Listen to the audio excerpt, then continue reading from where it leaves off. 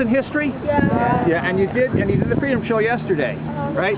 So you're familiar with Paul Revere. You went to the Old North Church, and you saw Paul Revere's house. So you're familiar that Paul Revere rode across the Charles River. You guys know that, right? Yeah. He isn't the one that hung the lanterns. He's not the one that saw the lanterns.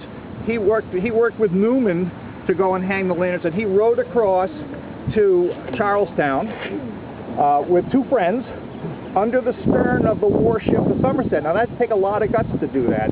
If you think about it, you know, at night there was an absolute curfew. Anybody would have been arrested if they'd been caught. But he rode across there, and he got a horse, and that's when he started his ride.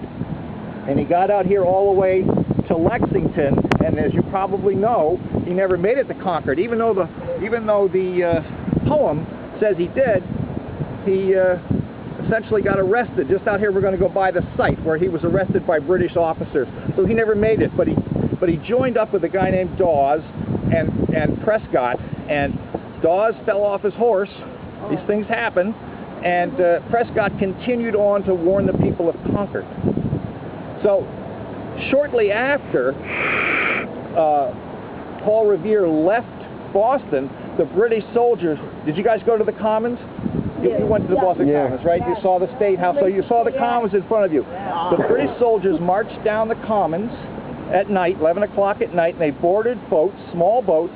They rowed across the river, the Charles River, probably about a 40-minute ride, and they got to the other side in an area called Lechmere, which is very swampy, and it took them much longer to get out of their boats and onto the land that they anticipated, and then they fed them. So they started off with a full stomach, and it took them a long time to get marching.